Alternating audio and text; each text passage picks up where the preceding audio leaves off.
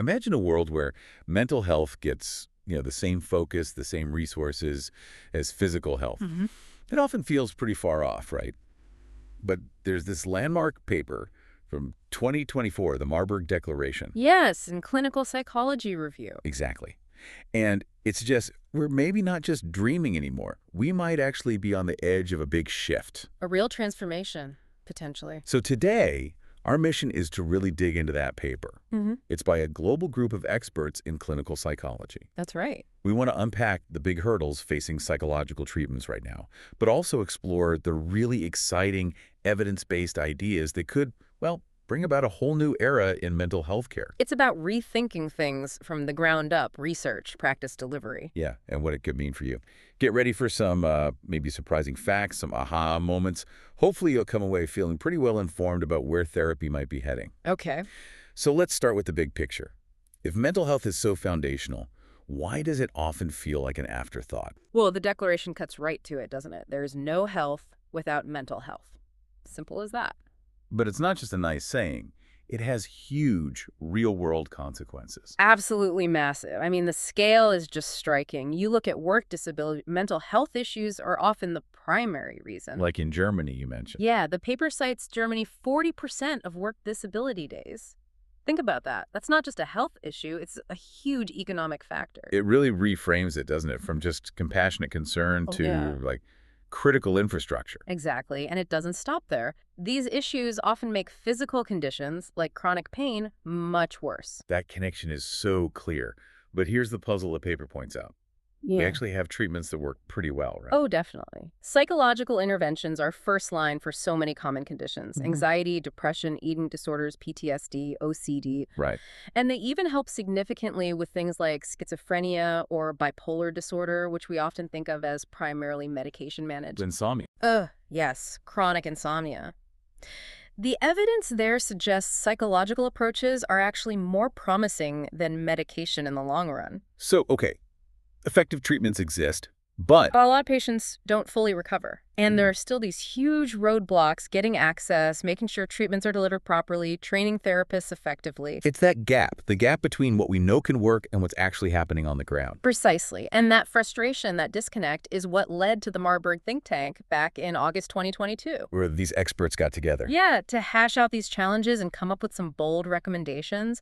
That's the core of this declaration. It sounds like a critical bottleneck they identified. Yeah. Tons of knowledge, but not enough widespread optimized use of it. Exactly. So the paper is really laying out a roadmap for how we fix that. Okay, and that roadmap seems to lead straight into bridging this science-practice divide, translational psychology. That's the heart of it. Because you have to wonder, right, if the treatments are good, why do only about half the people with common disorders fully get better? Yeah. That's still a lot of people left behind. It is. And part of the challenge is that, well, some of the theories behind our current therapies haven't kept pace with the explosion in basic science, neuroscience, cognitive science. Okay. So there's this recognized need for newer ways of thinking about these problems and for a much tighter link between the lab and the clinic.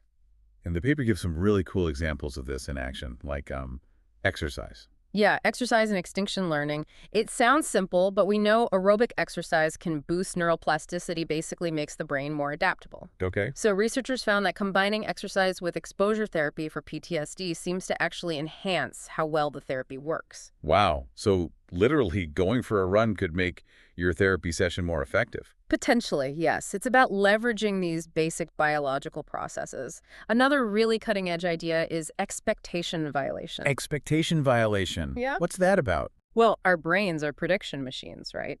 Constantly guessing what's next. Mental disorders often involve unhelpful or inaccurate predictions. Like, if I go to that party, I'll definitely say something stupid. Exactly. Therapy can help you challenge that. When you go and you don't say something stupid, or maybe you handle it okay if you do, that violates your negative expectation.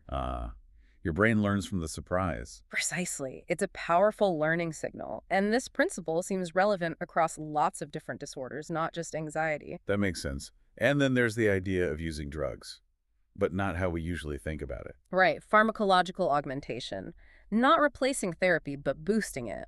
D-cycloserine, DCS, is an example they mentioned. Okay. It's not really a standalone treatment. Think of it more like temporarily enhancing the brain's learning circuits during therapy. So it helps the new, healthier learning from therapies stick better. That's the idea, making the therapeutic learning process itself more efficient. Fascinating. Are there other examples? Oh yeah, they touch on several, finding ways to enhance positive feelings, techniques for retrieving, and maybe even modifying specific difficult memories. Memory modification. Sounds like science fiction. Well, it's early days, but based on memory reconsolidation research, and even simple things, like playing Tetris after a traumatic event, potentially reducing intrusive memories. Tetris? Seriously? Seriously, it leverages basic cognitive processes about visual memory consolidation. It's all about translating fundamental science into clinical tools. But, okay, here's a big problem they raise. Heterogeneity. Our diagnostic boxes, like PTSD, they're incredibly broad. That's a huge hurdle. One study they cite calculated that PTSD could manifest in over 636,000 different symptom combinations. Wow, 636,000. So how can one standard treatment work equally well for all of those variations? Exactly. It often can't, which is why there's this big push towards precision medicine in psychology. Meaning moving beyond just the broad diagnosis and targeting the specific symptoms and the underlying mechanisms driving them for that individual person. Tailored interventions. Like figuring out your specific web of symptoms. Yes. And machine learning might play a role here too, helping identify subtypes of patients who respond better to certain approaches, really personalizing it. And they also talk about learning from treatment failures, right? The non-responders. Absolutely crucial. Studying why some people don't get better is incredibly informative. It often points to mechanisms we hadn't fully understood. Can you give an example? Sure. Take social anxiety. By looking at those who didn't improve much, researchers really honed in on the role of excessive self-focused attention. That insight led directly to new therapeutic strategies, specifically targeting that self-focus. Ah, so the failure pointed the way to a better approach. Exactly. Or recognizing mental defeat in some trauma survivors, this profound sense of irreversible damage. Understanding that specific cognitive pattern helped develop new ways to work with updating traumatic memories. It's this bench to bedside and back idea. A continuous loop. Failures aren't just failures, they're data. Right. So the recommendations boil down to focus on mechanisms, not just labels. Clarify specific symptoms with patients. Link to basic science like attention, memory, brain processes. Improve the info flow between labs and clinics. And really dig into why treatments sometimes fail. It's about constant learning and refinement. Okay, so let's shift from the lab to the real world. There's an amazing story here. England's IAPT program. Yes, improving access to psychological therapies, now called NHS talking therapies. It's a huge national initiative. And it tackles that access problem head on. You mentioned people actually prefer therapy over meds, right? By quite a margin. About 3-to-1, the paper says. Yet medication has historically been much easier to get. So IAPT aimed to fix that imbalance. It did, starting in 2008. And its design was really smart, not just clinically, but economically and systemically, too. How so? Well, economists like Richard Laird and David Clark made a powerful case that investing in therapy wasn't just a cost, it would actually pay for itself. How? By getting people back to work. Exactly. Reducing healthcare costs elsewhere, boosting employment. They framed it as an economic investment, which gets governments interested. That's clever, but the real game changer seems to be the data collection. Oh, absolutely. Session-by-session outcome monitoring. Before IAPT, getting reliable data on how patients were doing after treatment was patchy at best. But IAPT managed. 99% completeness. From hundreds of thousands of people every year, 670,000 annually, the paper mentions. It's unprecedented. And that data stream allowed for continuous learning and quality improvement. So, did it work straight away? Actually, no. That's one of the key lessons. Initially, recovery rates were below 40%, which was disappointing given the training quality. So what happened? They used the data. They learned, adapted, refined the training, tweaked the delivery. And eventually, they consistently hit their 50% recovery target for 7 years running. That's incredible. It wasn't just luck. It was building a system that learns. A self-correcting system, yeah. Turning data into better care. So what are the practical takeaways from IAPT? What did they learn? Well, first, clinical guidelines matter. The data showed, for instance, that CBT was clearly better than general counseling for generalized anxiety disorder, even though both were offered for depression. It helped clarify which tool for which job. Okay, makes sense.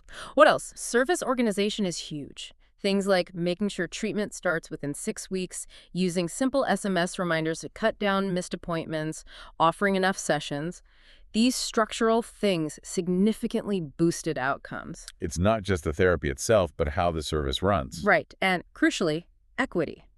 The data initially showed disparities for some ethnic minority groups. Low recovery rates. Yes, but because they had the data, they could see it, address it, develop targeted improvements and best practice guides. And it worked. They significantly reduced those outcome gaps. By 2022, multiple ethnic groups were all exceeding the 50% target. That's powerful, using data to drive fairness. It really is, and maybe one of the most fascinating findings. Successful IAPT treatment for depression wasn't just good for mental health. Oh, what else? It actually reduced the patient's risk of cardiovascular disease, heart attacks, strokes, and lowered their hospitalizations for physical health problems in the following years. Wow.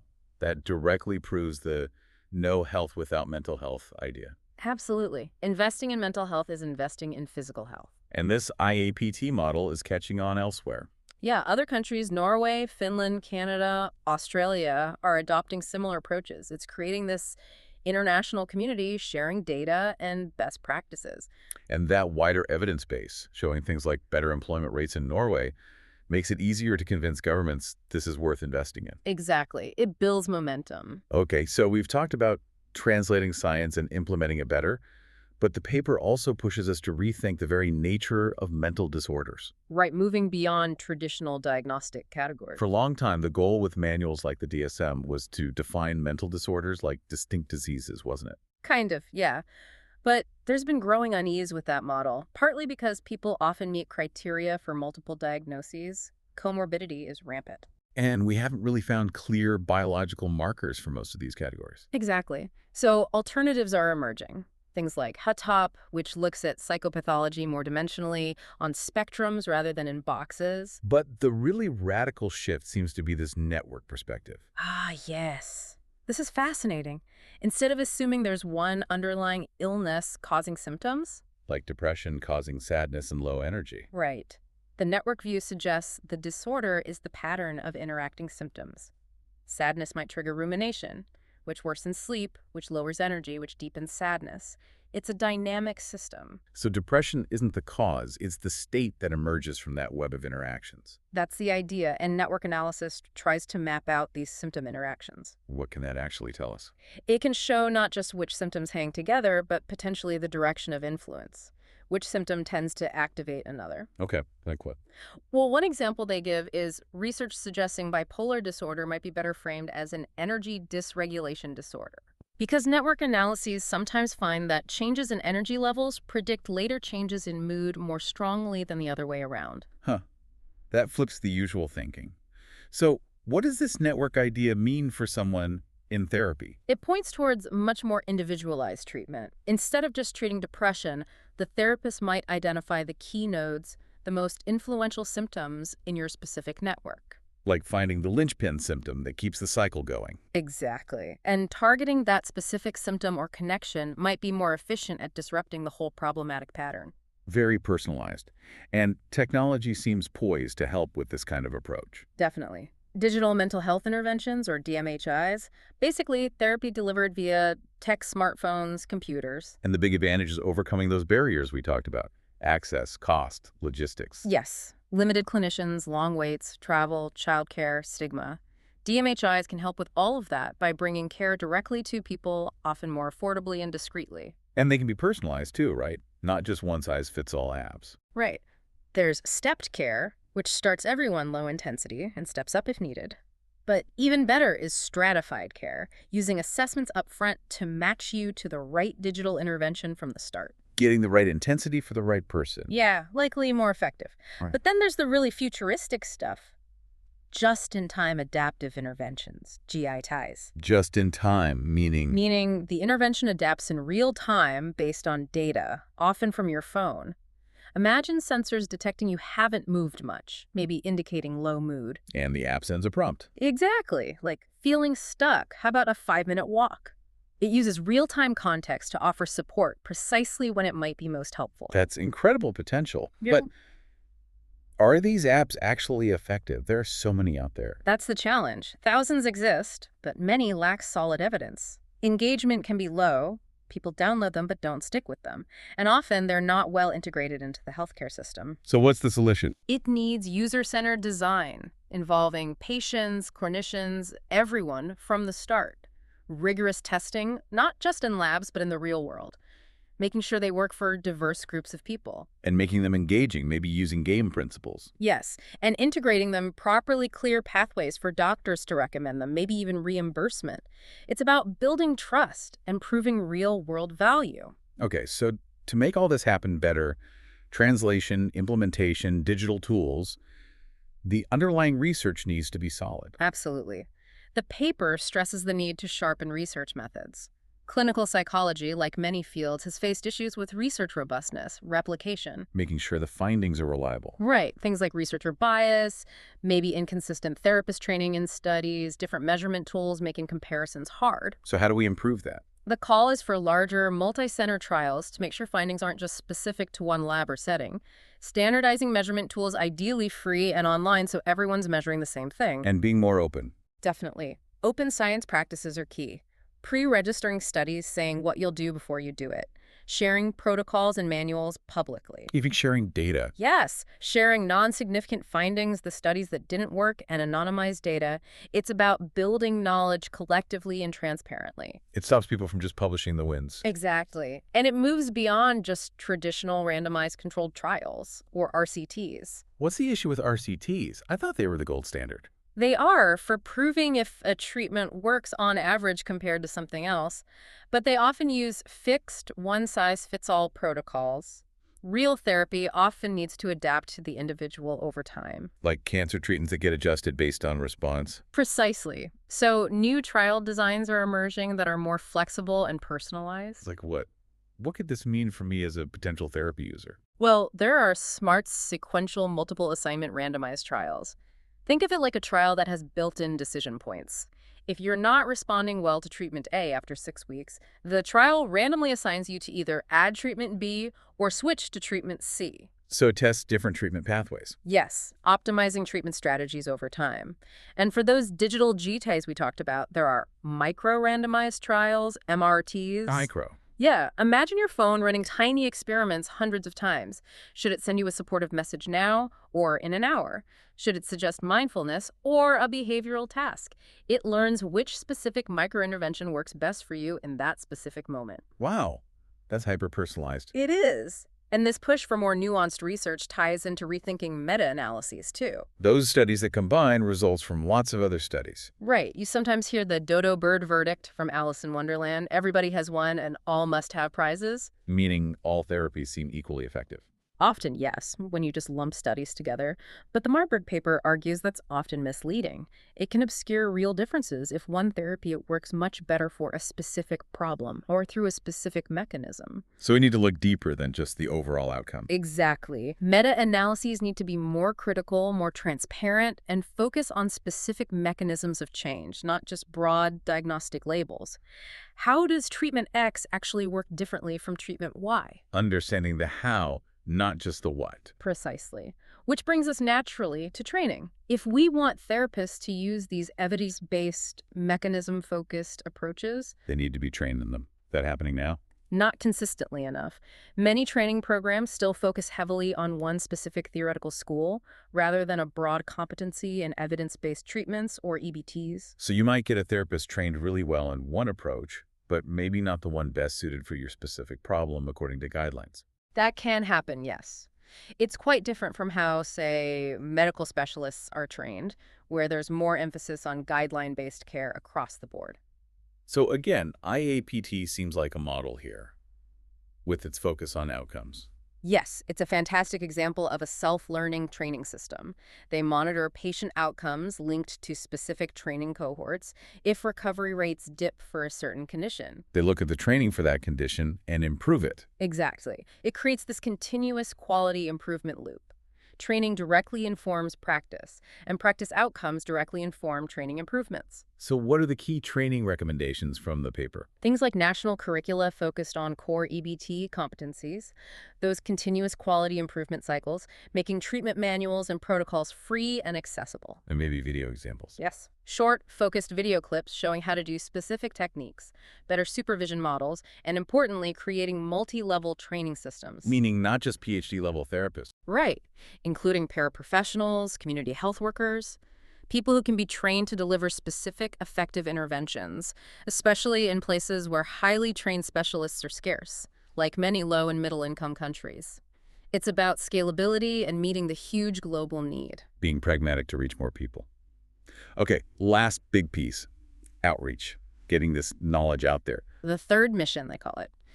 Beyond research and teaching, ensuring societal impact, it's not enough to figure out what works in the lab. You have to get into the real world. Implementation science. Exactly. Understanding how to get effective treatments adopted and used consistently in routine practice, using frameworks like REAIM. What does that stand for? Reach, effectiveness, adoption, implementation, maintenance. It helps you think through all the stages needed for real-world success. Or COMB capability, opportunity, motivation, behavior change.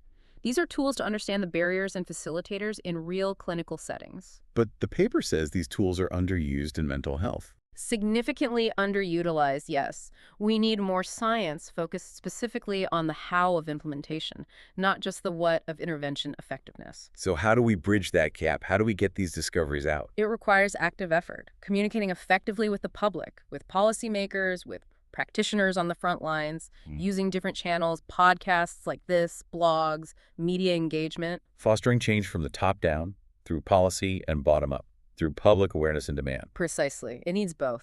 Okay, so we've covered a lot.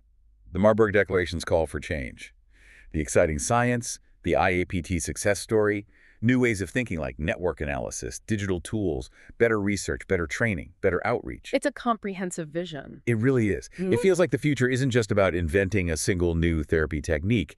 It's more about a fundamental shift in, well, everything. How we understand problems, how we deliver care, how we train people, how we learn and adapt, all aimed at making help effective, personalized, and accessible for everyone. That's a great summary. It's systemic change. So thinking about all these different threads, if you had to pick one shift, what do you think might have the biggest impact on mental health in the next, say, 10 years? Something for our listeners to chew on. That's a tough one. Maybe the integration of personalized digital tools, if done right. The potential for scale and just-in-time support is huge, but it has to be evidence-based and integrated. What about you? For me, maybe it's the IAPT lesson. That relentless focus on outcome data and using it to constantly improve everything, the therapy, the training, the access. That self-learning system seems incredibly powerful. Yeah. This whole deep dive just shows how complex it all is, how interconnected. Which part of this evolving landscape are you personally most curious to see develop further? Something for you to explore after this.